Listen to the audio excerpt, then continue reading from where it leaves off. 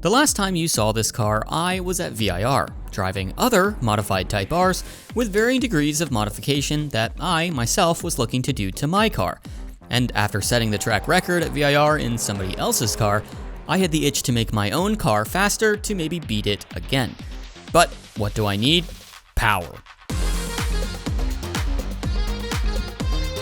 Thanks to two-step performance, we have the stunning PRL carbon fiber intake and inlet pipe, and the higher flowing TSP downpipe. After installing these, we'll get the car retuned, and that should give us plenty more horsepower. Before we get ahead of ourselves, we have to take some precautions. Two of the studs in the turbo tend to break on removal. So the first thing we have to do is remove the turbo heat shield and soak those studs in penetrating fluid to hopefully help them come out.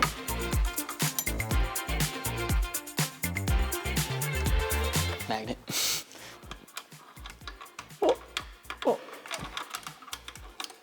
It's a carnival game. Hey, describe to me what it's like to work on cars. Does appear so. Whoa, whoa, whoa, whoa. Dang it. Let me get that magnet back.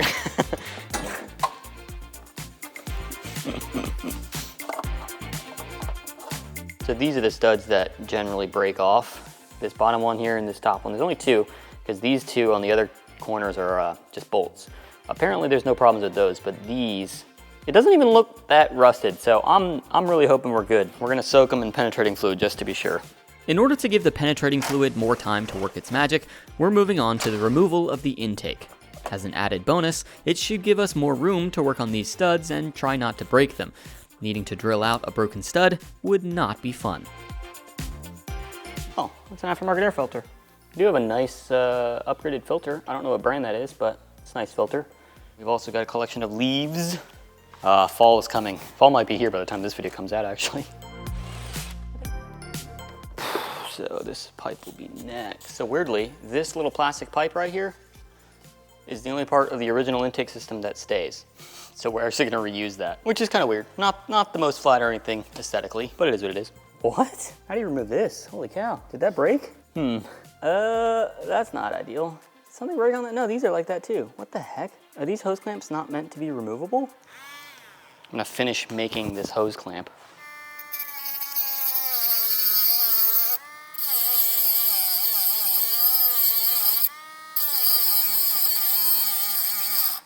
Hey, look at that, wow.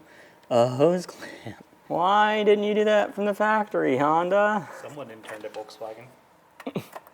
Ta-da! Now before I continue, I'm obviously very curious what is under this plate. I know there's like videos out there and supposedly it's just a like a baffle for sound of some sort, but I'm gonna unbolt these because I've always wanted to and take a look at what is under there. What's under there? Because they didn't have that on the FK8.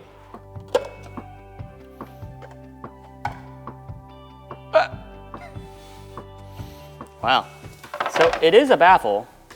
You see a little hole here, so the air comes in here and then there's a little diversion here that comes in here and then the air just bounces around. I'm sure it does something with the resonance. We're just gonna put that back on. Working on new cars is so nice. All the bolts are just very cooperative. Oh, I shouldn't say anything, we still have to get the downpipe on. Magnet, magnet. Seriously? All right, magnet.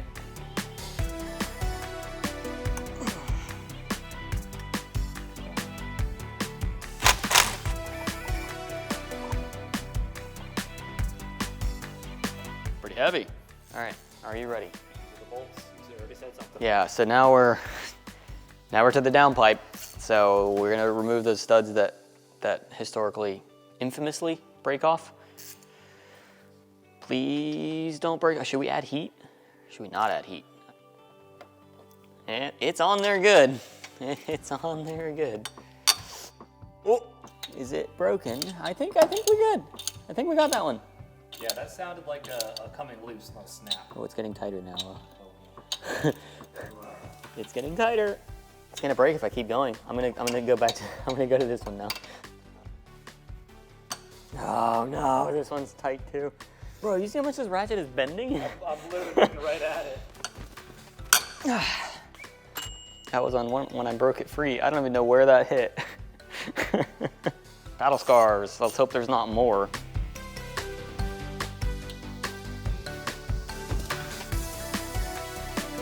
I think right now what we need more is lubrication and not necessarily penetration. Just stop. Don't. Just stop. Oh my gosh. Well, I got it out without breaking it. Wow.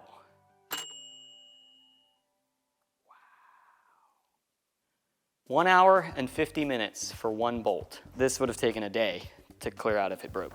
Oh yeah, that's a cake. Just a little cheater bar. Not a big one, just a little one.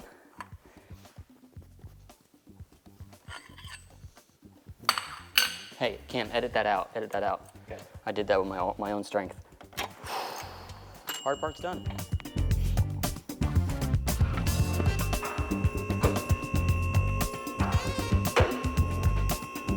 It's a little better than the one we had in the UK that was zip tied up.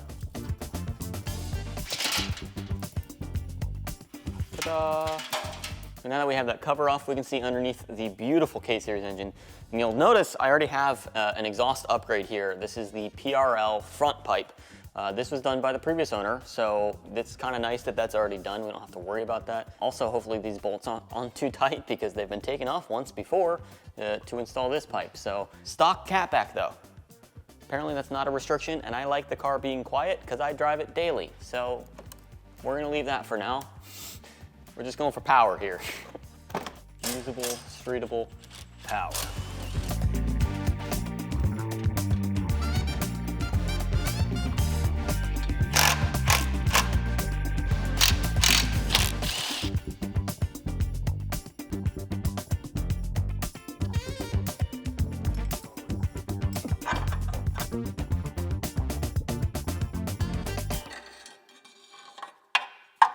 Ta-da!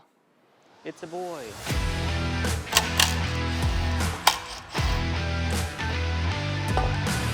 Let's compare downpipes, shall we? Ta-da! This is a two-step performance downpipe, and it's big. It does have a cat right here. I believe it's a Jessie cat, which is a good high flow cat. And it is also coated, which should help with heat a little bit. But we're gonna do a bunch of stuff to make sure that the heat from this does not transfer into the rest of the engine bay. But before we do that, let's go ahead and compare. I mean, this looks bigger because the cat is bigger.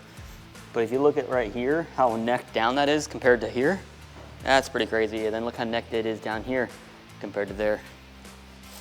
All right, so this is also Two-Step Performance's heat shield. This will go over this downpipe somehow. Yep. And then the other side will go on the other side, like that. If I were to guess which one does a better job of keeping heat out, I would say the blanket probably does a better job than the shield.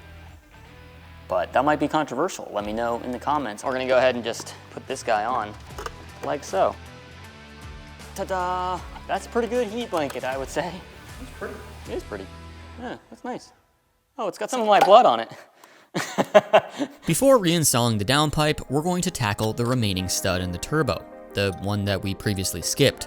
Now that we have better access to it, removing it should be as straightforward as coloring inside the lines. Except we've already cracked out the torch. Can't be stuck if it's liquid.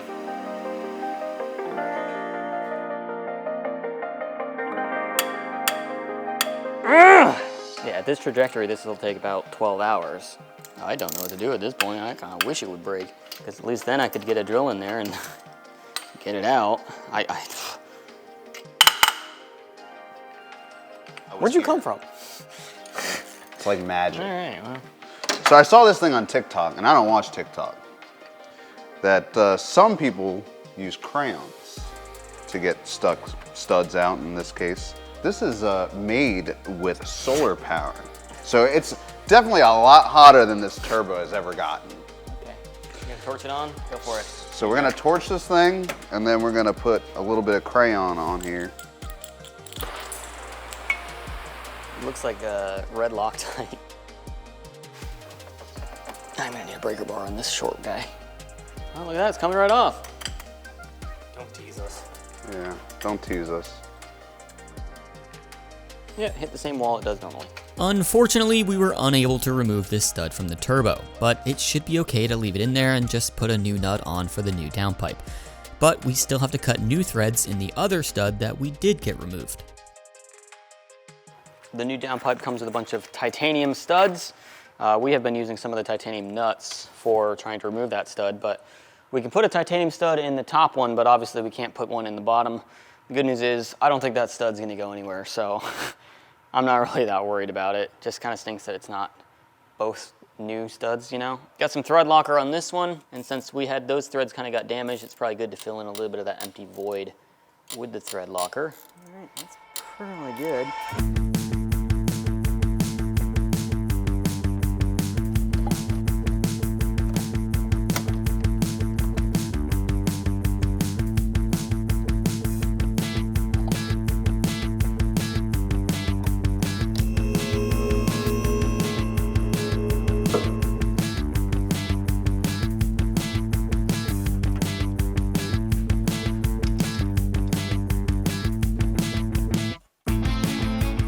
I haven't used this in over 10 years. Here's a 14 mil socket, which is what we're trying to get there. I shaved one down to make it shorter. Years ago, I cut off the top of it. So this might get in there. Look at that. Beep, beep, beep, beep, beep, beep, beep, beep. Now, it did come with a little extra connector. Downpipe is done. And it's funny because the downpipe actually went on, it only took like an hour, but we spent, what, 8 hours probably working on those studs? It is definitely a tight fit. It's touching the engine block a little and it's touching the radiator a little bit. I'm really banking on the fact that this heat shield should do a good job. Yeah, downpipe's done, onto the intake. Just kidding, I forgot to put this heat shield back on, so let's take that O2 sensor off, and hopefully the OEM heat shield will fit on top, so we've got kind of extra heat shielding. We might have to trim this side here, because that's where it'll come in contact with where the new heat shielding is.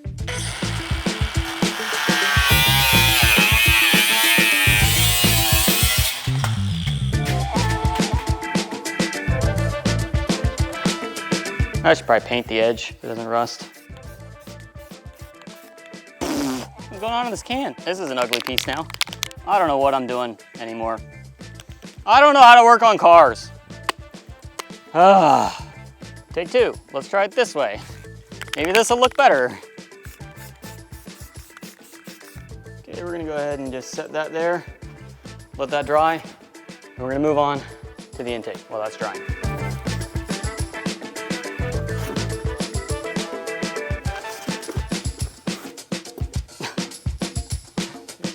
There's nothing in this box. They forgot to put something in this box.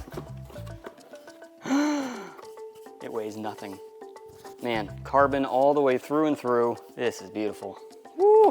First thing to install is probably this. Let's go ahead and do that.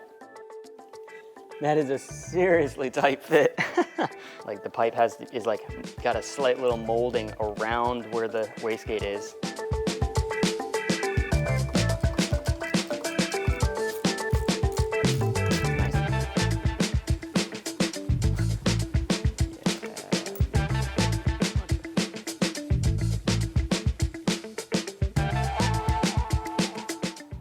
Wait, Cam, come here, come close. Okay, well, we're waiting on that heat shield to dry for the turbo still, so I kind of don't want to go any further because I might have to take this intake back off to get that heat shield on. So we're gonna pause from this and we're gonna move on to the Airbox side of the intake now. Sorry that this video is kind of jumbled. We're moving around all over the place, but that's working on cars. That's how that goes. Now this is honestly probably the most beautiful intake I have ever seen. It's got a matte carbon finish, but it's also true carbon fiber all the way through. This is the PRL intake, which when we were at VIR, this is the brand everybody was telling me to go with, and they said if you want a prettier version, they make this carbon version. I'm really excited to put this in the car. There's a bunch of other pieces that come with it, so we're gonna have to figure out how all that works. Also, I bought all of this stuff from Two Step Performance, and they have been my go-to source for everything on the Civic Type R. It's definitely the best place to go if you have an FL5, you have an FK8, or any of the other Civics. They have a bunch of stuff for 1.5s. Two-step performance is the way to go to get stuff for the Type R. Literally Every modification on the car has come from them. We got the rest of, this is part of the intake, mass airflow housing. We got the filter.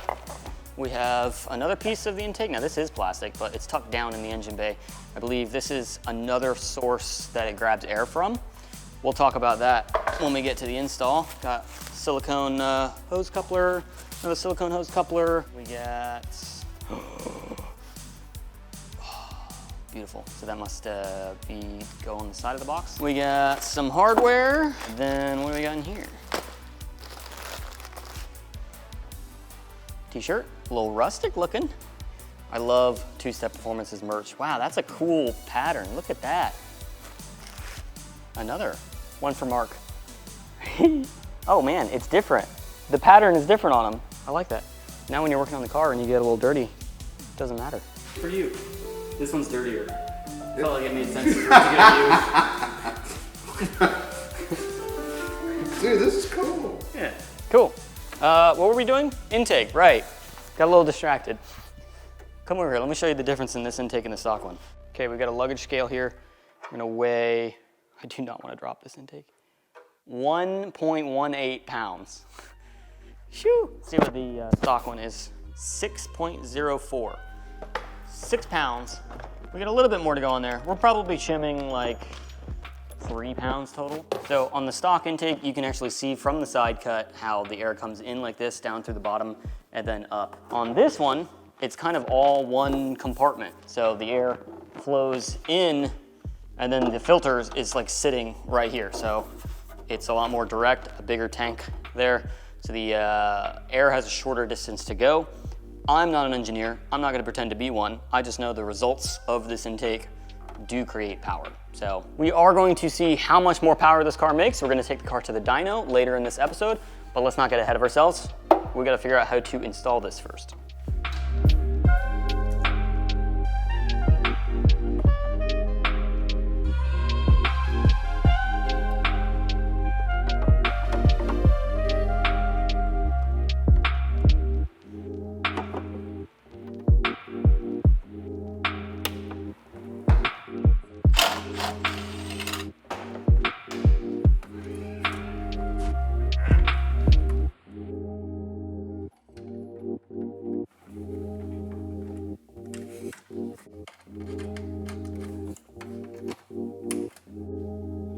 This has dried.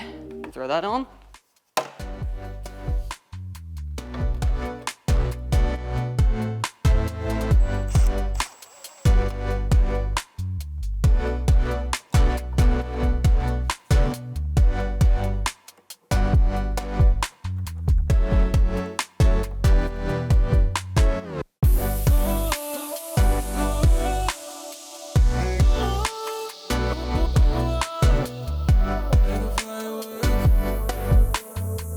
But wait, there's more. We're not done yet. We're actually underneath the car now because we have some modifications to make under here.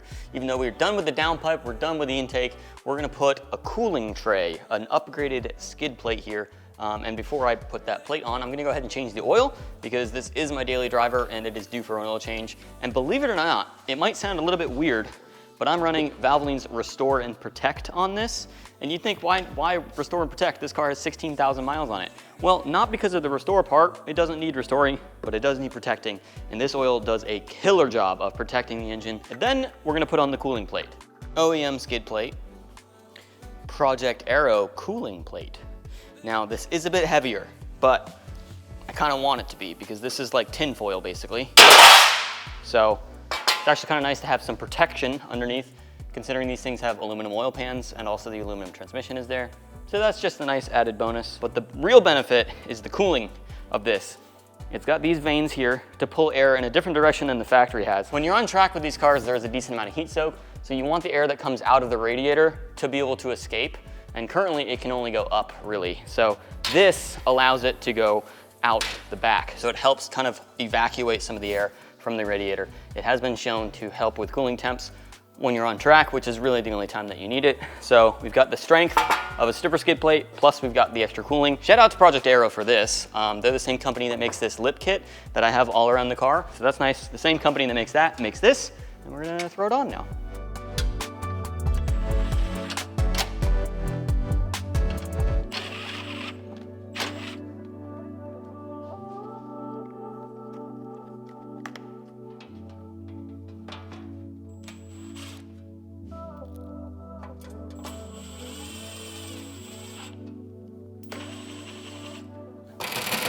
pretty good. Hopefully it works.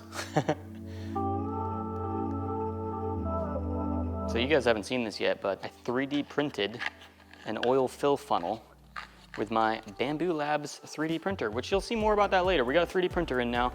This thing's got a little breather valve on it, and it has direct threads for a Honda, which only felt appropriate, given how many Hondas I have, to have one of these.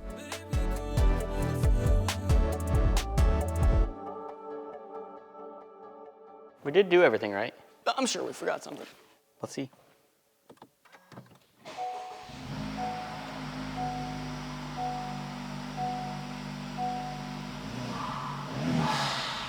Huh. Interesting. Okay. It's different. The idle is not different. But when you actually stab it a little bit, that's a lot of turbo noise. Yeah, all right. I can deal with this for a daily. This is not bad. Okay, well, there we have it. For somebody who doesn't want to modify their daily driver, I have just modified my daily driver even further. So now it hopefully should make more power. As far as the sound, I think it's a little bit louder, but not at idle. So like initial startup, I think sounds the same. You tell me, what do you think about the sound here on initial startup?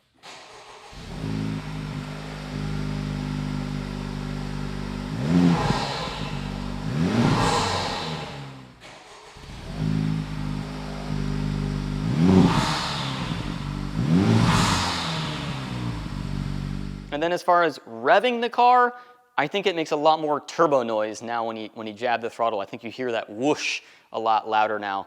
And we have some before and afters of that as well. So here's that.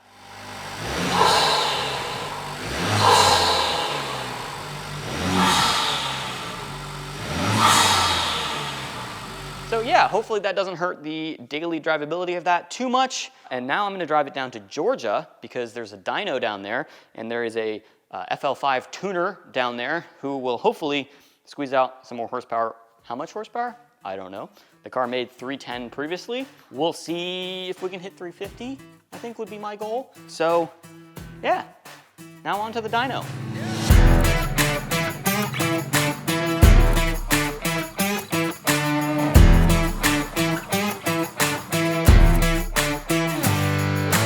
So we are down here now in Georgia, kind of in the middle of nowhere, because this is where JST Performance is, and we've actually got a fellow racer, a fellow Grid Life GLTC driver. Brian will be tuning my Type R today. This is actually his Type R. He's tuned a bunch of these Type Rs. He's tuned even more Focus STs. I trust that he will be able to get more power out of my Type R. My name is Brian Tyson, and we are at my shop in East Dublin, Georgia, JST Performance. I've been tuning cars for about 20 years now, pretty much since I got driver's license. My current daily driver is an FL5 that has full bolt-ons, an upgraded turbo kit, running a Cobb access port. It makes almost 550 horsepower at the wheels. I would guess that depending on how much power you'd like to make, we could make at least 360 horsepower at the wheels today.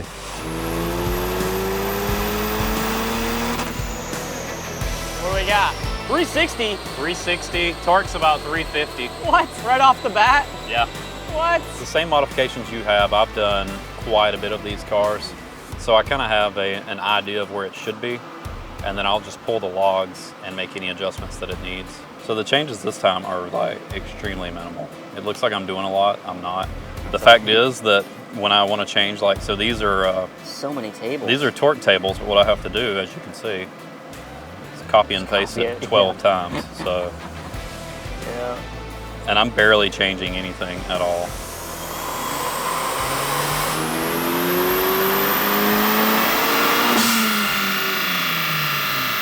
What do we got?